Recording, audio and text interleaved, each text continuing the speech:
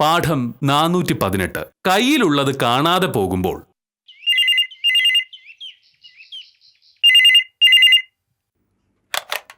Hello, അതെ. Sir. ഉവ്വ്. സംഭവം ശരിയാ. സൂചന നേരത്തെ ഉണ്ടായിരുന്നു. ഒരാഴ്ചയായിട്ട് ഹോം മിനിസ്റ്റർ സദാനന്ദ സാറെ വിളിക്കുക. സാറിന് വലിയ താല്പര്യമൊന്നും ഉണ്ടായിരുന്നില്ല. ഒടുവിൽ നിർബന്ധം സഹിക്കാതെ വന്നപ്പോൾ സമ്മതിച്ചതാ. ശരി സാർ, ഞാൻ പറഞ്ഞോളാം. എന്റെ മോഹനേട്ടാ, ഇന്ന് തന്നെ ഇത് എത്രാമത്തെ കോളാന്ന് നോക്കി. എല്ലാവർക്കും അറിയണത് ഒരൊറ്റ കാര്യമാ. ഇസ്മായിൽ വധക്കേസിൽ സദാനന്ദൻ സാറാണോ പ്രോസിക്യൂട്ടർ എന്ന്. നിന്നെ വിളിക്കുന്ന വക്കീലന്മാരായിരിക്കും.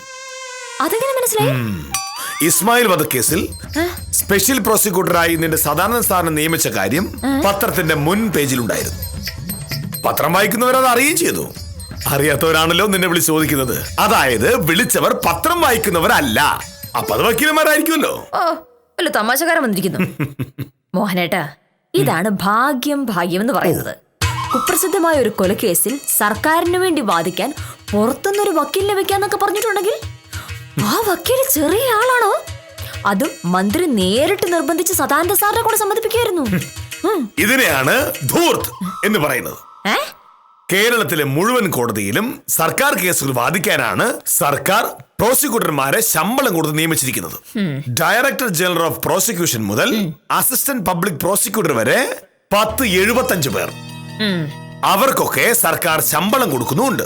എന്നിട്ടാണ് ഒരു കേസിന് പുറത്തുനിന്ന് വക്കീലിനെ വിളിക്കുന്നത്. കഷ്ടം. ഇത് പുതിയ സംഭവമൊന്നും അല്ലല്ലോ മോഹനേട്ടാ. വിവാദമായ കേസുകളാവുമ്പോ സർക്കാരിന് എങ്ങനെയെങ്കിലും ജയിച്ചേ പറ്റൂ. അങ്ങനെ വരുമ്പോ പുറത്തുനിന്ന് എണ്ണം പറഞ്ഞ വക്കീലിനെ വിളിച്ചു വന്നിരിക്കും. അതിലൊരു തെറ്റുമില്ല. എന്നാലും മോഹനേട്ടാ, ഭാഗ്യം എന്ന് പറഞ്ഞ ഇതാണ്. ഇനി സദാനന്ദ സാറിന്റെ വലിയ എന്തായിരിക്കും? ആളുകളൊക്കെ സദാനന്ദ സാറിനെ ബഹുമാനത്തോടെയല്ലേ കാണൂ? എനിക്കത് വലിയ കാര്യമായിട്ട് തോന്നില്ല. മോഹനേട്ടന് തോന്നില്ല. കാരണം മോഹനേട്ടൻ റവന്യൂ വകുപ്പിലെ ഏറ്റവും താഴേക്കടയിലുള്ള ഒരു സാധാ വില്ലേജ് ഓഫീസറാണ്. അങ്ങനെ ഓഫീസറാണെന്ന് തന്നെ പറയാൻ പറ്റില്ല. ഒരു അപ്പർ ഡിവിഷൻ ക്ലാർക്ക്. അതുപോലെയാണോ ഇത്? സംസ്ഥാന ആഭ്യന്തരമന്ത്രി നേരിട്ട് വിളിച്ച് സദാനന്ദൻ സാറിനോട് അപേക്ഷിക്കണമെങ്കിൽ സദാനന്ദൻ സാർ ആരാ? എന്തായാലും കേരള ചരിത്രത്തിൽ ഇന്ന് വരെ റവന്യൂ മന്ത്രി ഒരു വില്ലേജ് ഓഫീസറെ നേരിട്ട് ഫോണിൽ വിളിച്ചിട്ടുണ്ടാവില്ല. അയ്യടാ, അസുഖം പറഞ്ഞു ഇങ്ങനുണ്ടോ?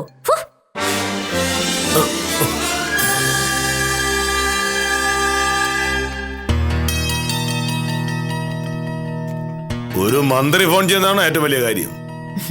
മന്ത്രി ഫോൺ ചെയ്തൊരു സഹായം ചോദിക്കുന്നത് വലിയ കാര്യം തന്നെ. എനിക്കും അതുപോലത്തെ ഒരു വലിയ വക്കീലാവണം. ആളുകൾ മുഴുവൻ ബഹുമാനിക്കുന്ന, ആരാധനയോടെ നോക്കുന്ന ഒരു ഭയങ്കര വക്കീല്. സിനിമയിൽ അഭിനയിച്ച് നടക്കും, വേറെ വഴിയില്ല. മോഹനേട്ടൻ കണ്ടു. എനിക്ക് അതിന് മാത്രം പ്രായമൊന്നും ആയിട്ടില്ലല്ലോ. ഇത്ര ചെറിയ പ്രായത്തിലെ സ്വന്തമായി ഇത്രയും കേസുകൾ കൈകാര്യം ചെയ്ത വേറെ വക്കീലന്മാരൊന്നും അധികം ഉണ്ടാവില്ല. എത്ര കഷ്ടപ്പെട്ടിട്ടായാലും ഞാൻ സദാനന്ദ സാറിനെ പോലെ ഒരു വക്കീലാവും. പക്ഷേ എത്ര വലിയ വക്കീലായാലും ആളുകൾ എന്നെ ബഹുമാനിക്കുകയും ആരാധിക്കുകയും ചെയ്യുന്ന അത്ര നിന്നെ ബഹുമാനിക്കുകയല്ല, ആരാധിക്കുകയല്ല. കാരണം നീ ഒരു വക്കീലാണ്. വക്കീലിനെ കൊണ്ട് ആർക്ക് എന്താ ആവശ്യം? കുറ്റവാളികൾക്ക്. പക്ഷേ എന്നെ കൊണ്ട് ആവശ്യം നാട്ടിലെ എല്ലാ മനുഷ്യർക്കുമാണ്. ഏത് ജഡ്ജി ആയാലും വക്കീലായാലും ഇനിയിപ്പം മന്ത്രി ആയാലും കരമടയ്ക്കണമെങ്കിൽ വില്ലേജ് ഓഫീസും വില്ലേജ് ഓഫീസറും വേണം. സുപ്രീം കോടതി ചീഫ് ജസ്റ്റിസ് 5 സെന്റ് സ്ഥലം വാങ്ങിയാൽ ആധാരം പോക്കുവരവ് ചെയ്യണമെങ്കിൽ വില്ലേജ് ഓഫീസർ വേണം.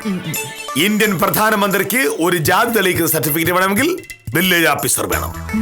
അതാണ് ഒരു വില്ലേജ് ഓഫീസറുടെ മഹത്വം. പക്ഷെ വില്ലേജ് ഓഫീസർ ഒരു വില്ലേജിന്റെ ഓഫീസർ മാത്രമാണ്. ഞങ്ങൾ വക്കീലന്മാർക്ക് ഇന്ത്യയിലെ ഏത് കോടതിയിൽ വേണമെങ്കിലും കേസ് വാദിക്കാം. താന്തല്ലൂർ വില്ലേജ് ഓഫീസർക്ക് അടിമാലി വില്ലേജ് ഓഫീസർക്ക് കയറി സർട്ടിഫിക്കറ്റ് കൊടുക്കാൻ പറ്റൂ? കുറച്ച് കഴിയുമ്പോൾ ഞാൻ തഹസിൽദാരാവുമല്ലോ. അത് കഴിയുമ്പോൾ കളക്ടർ. ഒരു കളക്ടർ എന്ന് പറഞ്ഞാൽ ഒരു ജില്ലയുടെ ഭരണാധികാരി, ജില്ലാ മജിസ്ട്രേറ്റ് ആണ്. അറിയാമോ? എന്റെ ഏറ്റവും വലിയ മോഹം ജില്ലാ കളക്ടർ ആവുക എന്നുള്ളതാണ്. ഒരു ജില്ലയിലെ ലക്ഷക്കണക്കിന് ആളുകളെയാണ് ഒരു കളക്ടർ സഹായിക്കുന്നത്. നിന്നെ പോലെ ഏതെങ്കിലും പോക്കറ്റ് അടിക്കാരനെയോ മുച്ചീട്ട് കളിക്കാരനെയോ സഹായിക്കാനല്ല ഞങ്ങളുടെ ജോലി. മോഹനേട്ടാ, സ്വപ്നമാണെന്ന് കരുതി എന്തും കയറി ഞാൻ കണ്ടുകളയാന്ന് വിചാരിക്കുന്നത് മോശമല്ലേ? എന്തായാലും നീ പേരെടുത്ത് വക്കീലാവുന്നതിന് മുമ്പ് ഞാൻ കളക്ടർ ആയിരിക്കും. സാറേ വന്നു. ഉത്തമനോട് ചോദിക്കാം ഇതിലേതാണ് മാന്യമായ ജോലിയെന്ന്. സാറേ,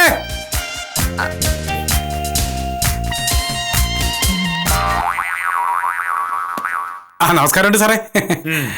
പിന്നെ സാറേ, നമ്മുടെ കേശവൻകുട്ടി ഇന്നലെ വൈകുന്നേരം പോലീസ് പിടിച്ചു. എന്തിന്? അവർ റോഡിലൂടെ നടന്നു വരുമ്പോ SI ഗീവർഗീസ് സാറ് വഴിയിൽ വണ്ടി ഇട്ടുകൊണ്ട് നിൽക്കായിരുന്നു. കേശവൻകുട്ടി മുണ്ട് മടക്കി കുത്തിയാണ് നിന്നിരുന്നത്. പോലീസ് ഇപ്പിന്റെ മുന്നിലൂടെ നടന്നു പോയപ്പോ SI ചോദിച്ചു, എന്താടാ പോലീസിനെ കണ്ട ബഹുമാനിച്ചൂടാടാ എന്ന്. അയ്യോ, ഞാൻ എന്ത് ബഹുമാനക്കുറവാണ് കാണിച്ച സാറേ എന്ന് കേശവൻകുട്ടി തിരിച്ചു ചോദിച്ചു.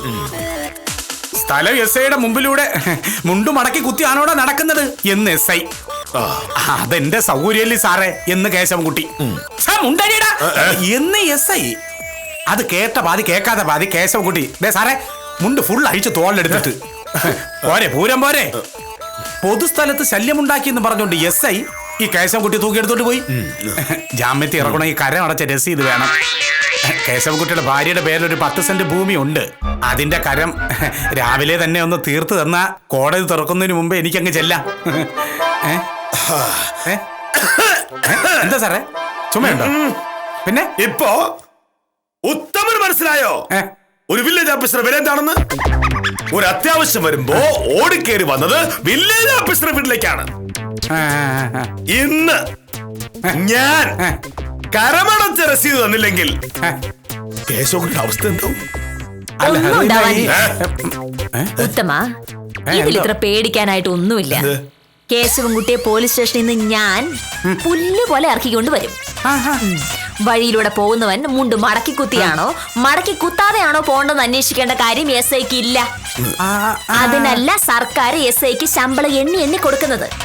അല്ലെങ്കിൽ തന്നെ ഈ SI അങ്ങനെ ബഹുമാനിക്കേണ്ട കാര്യമുണ്ടെന്ന് ആരാണ് പറഞ്ഞത്? അത് വേറൊരു ക്ലർക്ക്, അത്രേ ഉള്ളൂ. ഗീവർഗീസ് സാറിനെ ഞാൻ വിളിച്ചു പറഞ്ഞോളാം. കേശവൻകുട്ടി 1/2 മണിക്കൂറിനുള്ളിൽ വീട്ടിലെത്തിയിരിക്കും. അയ്യേ, ഇത്രേ ഉള്ളൂ. ഞാനേ ഭയങ്കരമായിട്ട് പേടിച്ചു. അപ്പൊ സാറേ, കരയടച്ച രസീത് കിട്ടിയില്ലെങ്കിലും വേണ്ടൂല. കര എപ്പോഴെങ്കിലും ഒക്കെ അടക്കല്ല. എന്നാ പിന്നെ ഞാൻ ഉത്തമന്റെ അഭിപ്രായത്തിൽ ഒരു വക്കീലാണോ വില്ലേജ് ഓഫീസറാണോ ഏറ്റവും വലുത്? അയ്യോ, അല്ല പറയൂ. അങ്ങനെയൊക്കെ ചോദിച്ച സാറേ, ഞാൻ ഇപ്പൊ പറഞ്ഞില്ലേ, നമുക്ക് ആവശ്യം കരമടച്ച രസീതാണെങ്കിൽ വില്ലേജ് ഓഫീസറാണ് വലുത്. അതേസമയം നമുക്ക് ആവശ്യം ഒരാളെ ജാമ്യത്തിൽ ഇറക്കുക എന്നുള്ളതാണെങ്കിൽ വക്കീലാണ് വലുത്. അങ്ങനെ പറഞ്ഞ പോരല്ലോ. ഭാമ പറഞ്ഞു പേരെടുത്ത വക്കീലാവുക എന്നുള്ളതാണ് ഏറ്റവും വലിയ ഭാഗ്യമെന്ന്. മോഹനേട്ടൻ പറഞ്ഞു ജില്ലാ കളക്ടർ ആവുക എന്നുള്ളതാണ് ഏറ്റവും വലിയ ഭാഗ്യം. എന്റെ അഭിപ്രായത്തില് അമേരിക്കൻ പ്രസിഡന്റ് ആവുക എന്നുള്ളതാണ് ഏറ്റവും വലിയ കാര്യം.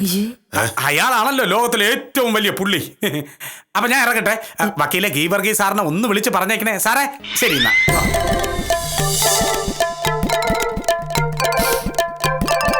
എന്തൊക്കെ പറഞ്ഞാലും നല്ലൊരു വക്കീലിന്റെ ഗമയുണ്ടാവില്ല ഈ ജില്ലാ കളക്ടർക്ക്.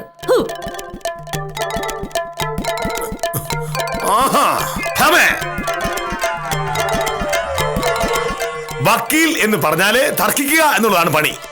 പക്ഷേ ആ തർക്കം കോടതി മതി, ഇത് വീടാണ്. ഭർത്താവ് തർക്കിക്കാൻ വരുമ്പോ മിണ്ടാന്ന് നിന്ന് കേൾക്കുന്ന ഭാര്യയാണ് മോഹനേട്ടന് വേണ്ടതെന്ന് എനിക്കറിയാം. ഭാര്യ ഞാനായിരിക്കുന്നിടത്തോളം കാലം അത് നടക്കാൻ പോകുന്നില്ല. വേണ്ട, നീ തർക്കിച്ചോ. എത്ര കാലം നീ ഇങ്ങനെ തർക്കിക്കും നമുക്ക് കാണാം. ഞാൻ ജില്ലാ കളക്ടറായി കഴിയുമ്പോ നിന്റെ തർക്കമൊക്കെ അങ്ങ് തീരുമല്ലോ. അതിനു മുന്നേ ഞാൻ കേരളത്തിലെ എണ്ണം പറഞ്ഞ വക്കീലായിട്ടുണ്ടായിരിക്കും. അങ്ങനെ ആയി കഴിഞ്ഞിട്ടുണ്ടെങ്കിൽ പിന്നെ അന്നത്തെ കളക്ടർ എങ്ങനെ കോടതി കയറ്റാമെന്നായിരിക്കും എന്റെ ചിന്ത മുഴുവൻ.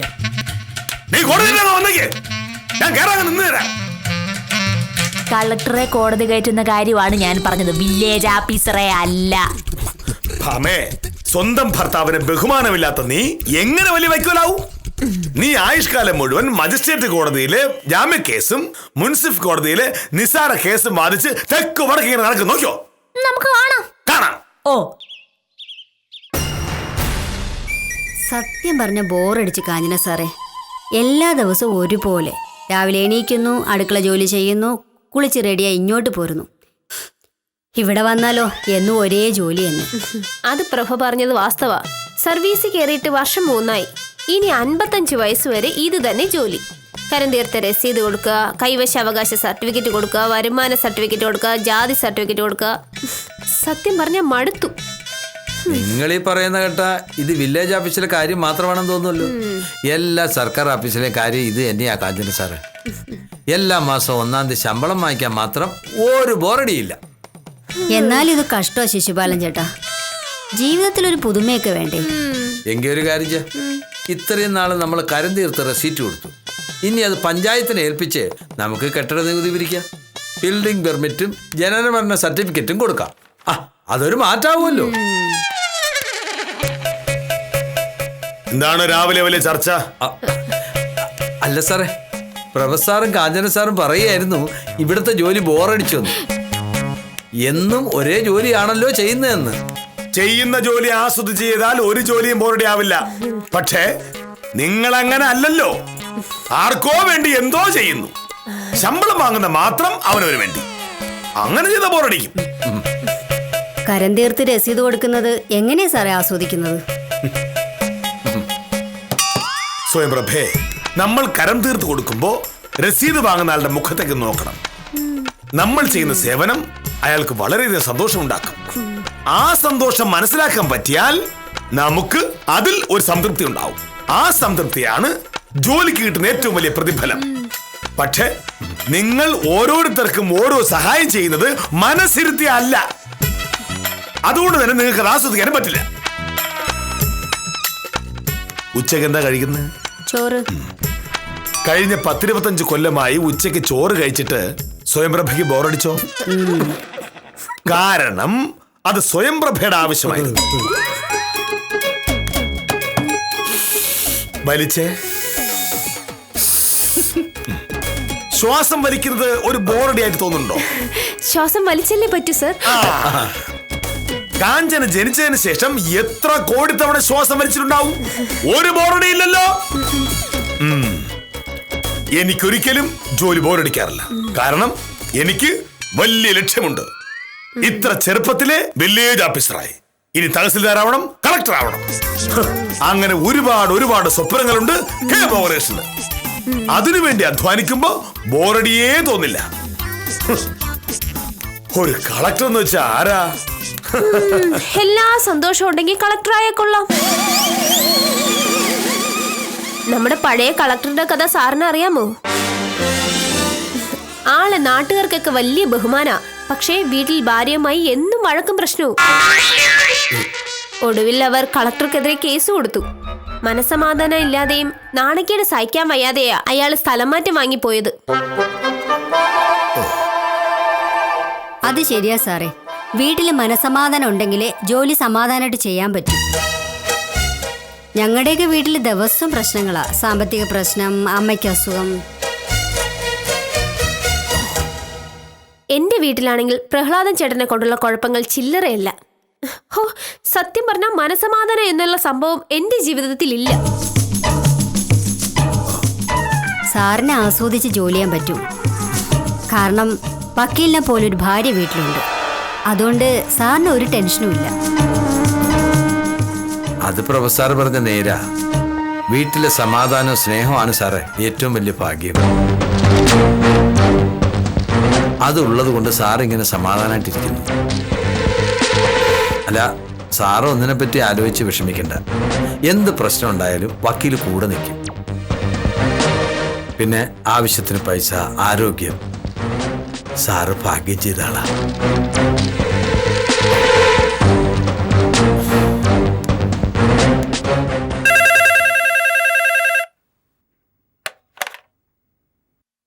ഹലോ, അതെ സദാനന്ദനാണ്.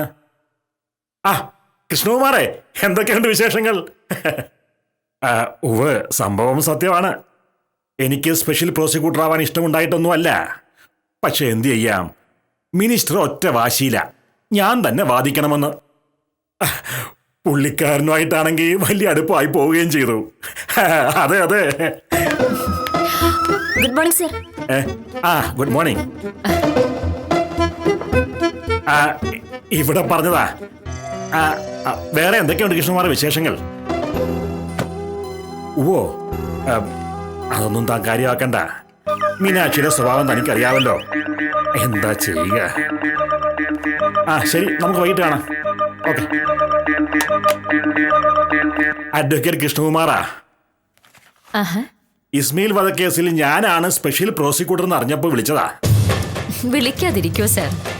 ഇത്ര സെൻസേഷനായ ഒരു കേസിൽ സർക്കാർ വക്കീലന്മാരെ മുഴുവനും ഒഴിവാക്കി സാറിനെ സ്പെഷ്യൽ പ്രോസിക്യൂട്ടർ ആക്കാന്നൊക്കെ പറഞ്ഞിട്ടുണ്ടെങ്കിൽ അത് ചെറിയ കാര്യമാണോ? സത്യം പറഞ്ഞ കോടതി കോമ്പൗണ്ടിൽ മുഴുവൻ ഇതാണ് ഇന്നത്തെ ചർച്ച. അതിൽ വലിയ കാര്യമൊന്നുമില്ല. ഹോം മിനിസ്റ്റർക്ക് എന്നോട് നേരത്തെ ഉള്ള ഒരു വാത്സല്യം, അതിൽ കൂടുതലൊന്നുമില്ല. അതൊക്കെ സാർ വെറുതെ പറയണതല്ലേ.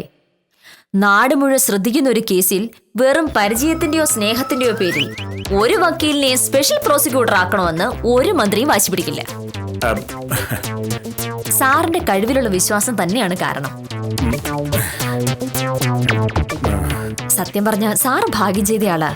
അവരവരുടെ പ്രൊഫഷനിൽ ഏറ്റവും ഉയരത്തിലെത്തുക എന്നുള്ളതല്ലേ മഹാഭാഗ്യം. സാറിന് ആ ഭാഗ്യമുണ്ട്.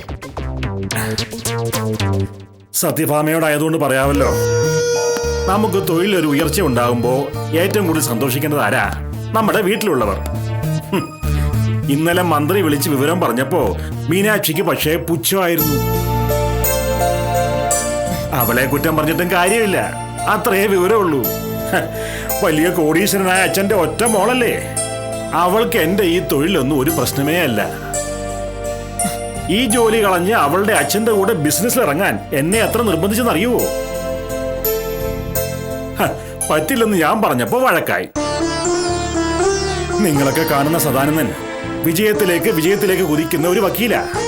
പക്ഷേ സത്യത്തിൽ ഞാൻ തോൽവിയിൽ നിന്നും തോൽവിയിലേക്ക് കൂപ്പുകുത്തുന്ന ഒരു ഭർത്താവാ.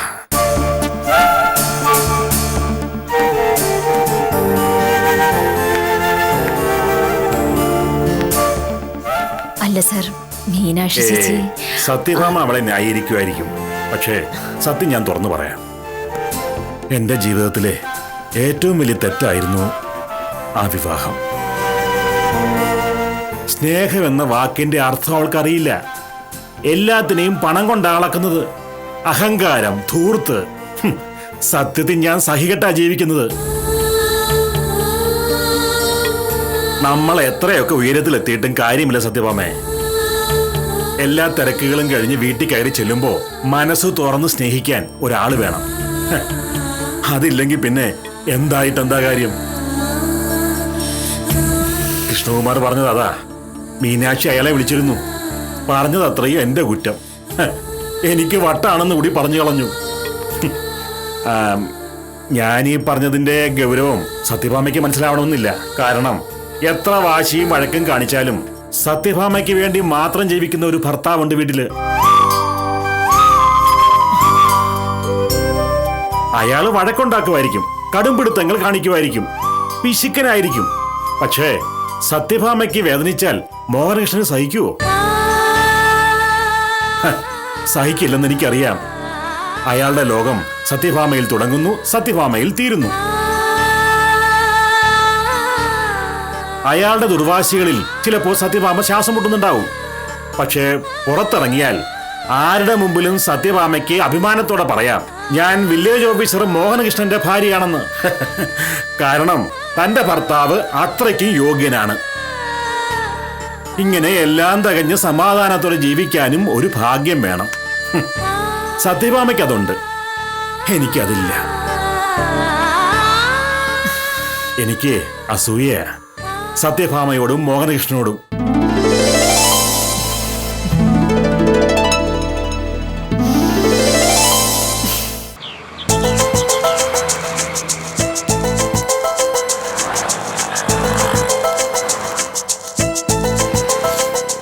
ഭാമേ,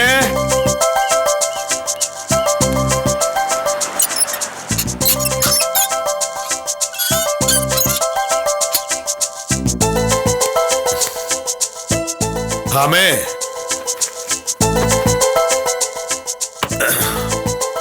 മോഹനേട്ടാ ചായ. നീ ഇത്ര പെട്ടെന്ന് ചായ എടുത്തോ? മോഹനേട്ടൻ നടന്ന് ക്ഷീണിച്ചായിരിക്കും വരുന്നത് എനിക്കറിഞ്ഞൂടെ, അതുകൊണ്ട് ഞാൻ പെട്ടെന്ന് ചായ എടുത്തു. ഈ ചായയിൽ പഞ്ചസാരയേക്കാൾ കൂടുതൽ സോപ്പാണല്ലോ. സോപ്പൊന്നുമല്ല, ഞാൻ കാര്യമായിട്ട് പറഞ്ഞതാ. ചില കാര്യങ്ങൾ നമുക്ക് പറഞ്ഞാൽ മനസ്സിലാവില്ല, അത് അനുഭവിച്ചിട്ടുള്ളവര് പറയുമ്പോഴേ മനസ്സിലാവും. അതേത് കാര്യം? അതെന്താണെന്ന് വെച്ചാ ഇന്ന് രാവിലെ ഞാൻ മോഹനേട്ടനോട് പറഞ്ഞില്ലേ ഒരു വക്കീലാവുക എന്നുള്ളതാണ് ഏറ്റവും വലിയ ഭാഗ്യം. ഞാനത് മാറ്റി. ജഡ്ജി ആവുന്നതാണോ? അല്ല, പിന്നെ സദാനന്ദ സാറ് പറഞ്ഞത് കേട്ടപ്പോഴാ എനിക്ക് കാര്യം മനസ്സിലായേ. കാര്യം പറഞ്ഞ ഇസ്മയിൽ വധക്കേസിൽ സർക്കാർ വെച്ച സ്പെഷ്യൽ പ്രോസിക്യൂട്ടർ ഒക്കെ ആയിരിക്കും സദാനന്ദ സാറ്. പക്ഷേ സാറിന്റെ വീട്ടിൽ ഒരു സമാധാനവും ഇല്ല. മീനാശേച്ചി ഇപ്പോഴും വഴക്കാണെന്ന സാറ് പറയണേ. പറഞ്ഞു വരുമ്പോ എല്ലാവരുടെയും കാര്യം ഇങ്ങനെയാ ഭാവേ. നമ്മുടെ പഴയ കളക്ടറുടെ അവസ്ഥ ആലോചിച്ച് നോക്ക്. ഭാര്യയുമായുള്ള തർക്കം സഹിക്ക വയ്യാതെ വന്നപ്പോ കളക്ടർ സ്ഥലം മാറ്റം വാങ്ങിപ്പോയില്ലേ? മോഹനേട്ടൻ എന്താ പറഞ്ഞു വരുന്നത്? എന്റെ തർക്കം സഹിക്കാൻ പറ്റാണ്ട് വരുമ്പോ മോഹനേട്ടനും സ്ഥലം മാറ്റം വാങ്ങി പോകുന്നാണോ? അങ്ങനെയല്ല, കളക്ടർ ആകുന്നതാണ് ലോകത്തിലെ ഏറ്റവും വലിയ കാര്യമെന്ന് ഞാൻ പറഞ്ഞത് എന്റെ വിവരക്കേടാ. അതിനേക്കാൾ വലിയ ഭാഗ്യം വേറെ ഉണ്ടല്ലോ. വലിയ വക്കീലാവുന്നാണ് ഈ ഏറ്റവും വലിയ ഭാഗ്യമെന്ന് ഞാൻ പറഞ്ഞതും തെറ്റാ. അതിലും വലിയ ഭാഗ്യം വേറെ ഉണ്ടല്ലോ. നിന്നെ പോലെ സ്നേഹമുള്ള ഒരു ഭാര്യ ഉള്ളതാ ഏറ്റവും വലിയ ഭാഗ്യം. ഇതാരാ പറഞ്ഞത്? സ്വയംപ്രഭയും കാഞ്ചനയും ശിശുപാലനും ഒക്കെ പറഞ്ഞു. അവര് പറയേണ്ടി വന്നായിരിക്കും വില്ലേജ് ഓഫീസർക്ക് എന്റെ സ്നേഹം മനസ്സിലാവാനല്ലേ? അല്ല, അത് പിന്നെ സത്യം പറഞ്ഞ സാധാരണ സാറ് പറഞ്ഞപ്പോഴാ എനിക്ക് മോഹനേട്ടന്റെ വില ശരിക്കും മനസ്സിലായത്. മോഹനേട്ടൻ ഒരു സംഭവല്ലേ. അപ്പോ വലിയ വക്കീലാവുന്നതല്ലേ വലിയ കാര്യം? വലിയ വക്കീലാവുന്നത് വലിയ കാര്യം തന്നെയാണ്. പക്ഷേ അതിനേക്കാട്ടിലും വലിയ ഭാഗ്യമാണ് മോഹനേട്ടനെ എനിക്ക് ഭർത്താവായി കിട്ടിയത്. എന്റെ ഏറ്റവും വലിയ ഭാഗ്യം നിന്നെ ഭാര്യയായി കിട്ടിയതല്ലേ. ആഹാ, ഇപ്പൊ സോപ്പിന്റെ ചൊവ്വയൊക്കെ മാറി. നല്ല മധുരം. എനിക്ക് വേണ്ട. ഒരു വില്ലേജ് ഓഫീസർക്ക് ജില്ലാ കളക്ടർ ആവണമെന്നോ ഒരു വക്കീലിന് വലിയ കേസുകൾ വാദിക്കണമെന്നോ തോന്നുന്നത് തെറ്റായി കാണാനാവില്ല. പക്ഷേ ജീവിതത്തിലെ ശരിയായ ഭാഗ്യം ഇതൊന്നുമല്ല എന്നാണ് ഇന്നിവർ പഠിച്ചത്. മോഹനകൃഷ്ണന് സത്യഭാമ എന്ന ഭാഗ്യവും സത്യഭാമയ്ക്ക് മോഹനകൃഷ്ണൻ എന്ന ഭാഗ്യവും കൂട്ടിനുള്ളത് കൊണ്ടാണ് ഇവർ മറ്റു ഭാഗ്യങ്ങളെ സ്വപ്നം കാണുന്നത്. വില്ലേജ് ഓഫീസറുടെയും വക്കീലിന്റെയും പുതിയ സാഹസങ്ങളുമായി കാര്യം നിസാരം തുടരുന്നു.